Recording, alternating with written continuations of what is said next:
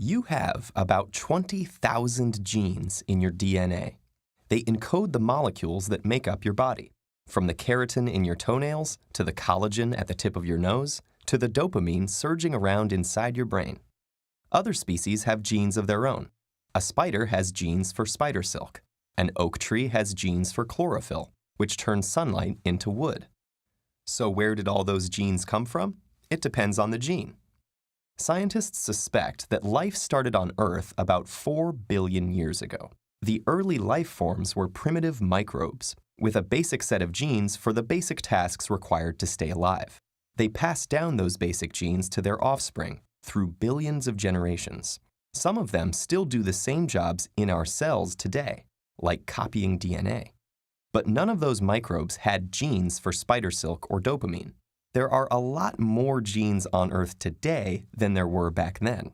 It turns out that a lot of those extra genes were born from mistakes. Each time a cell divides, it makes new copies of its DNA.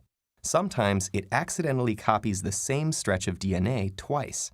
In the process, it may make an extra copy of one of its genes. At first, the extra gene works the same as the original one. But over the generations, it may pick up new mutations. Those mutations may change how the new gene works, and that new gene may duplicate again. A surprising number of our mutated genes emerged more recently, many in just the past few million years. The youngest evolved after our own species broke off from our cousins, the apes. While it may take over 1 million years for a single gene to give rise to a whole family of genes, scientists are finding that once the new genes evolve, they can quickly take on essential functions. For example, we have hundreds of genes for the proteins in our noses that grab odor molecules. The mutations let them grab different molecules, giving us the power to perceive trillions of different smells. Sometimes mutations have a bigger effect on new copies of genes.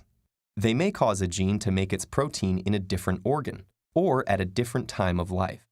Or the protein may start doing a different job altogether. In snakes, for example, there's a gene that makes a protein for killing bacteria. Long ago, the gene duplicated, and the new copy mutated. That mutation changed the signal in the gene about where it should make its protein. Instead of becoming active in the snake's pancreas, it started making this bacteria-killing protein in the snake's mouth. So when the snake bit its prey, this enzyme got into the animal's wound. And when this protein proved to have a harmful effect and helped the snake catch more prey, it became favored. So now what was a gene in the pancreas makes a venom in the mouth that kills the snake's prey. And there are even more incredible ways to make a new gene. The DNA of animals and plants and other species contain huge stretches without any protein-coding genes. As far as scientists can tell, it's mostly random sequences of genetic gibberish that serve no function. These stretches of DNA sometimes mutate, just like genes do. Sometimes those mutations turn the DNA into a place where a cell can start reading it. Suddenly, the cell is making a new protein. At first, the protein may be useless or even harmful, but more mutations can change the shape of the protein. The protein may start doing something useful, something that makes an organism healthier, stronger, better able to reproduce. Scientists have found these new genes at work in many parts of animal bodies. So our 20,000 genes have many origins, from the origin of life to new genes still coming into existence from scratch. As long as life is here on Earth, it will be making new genes.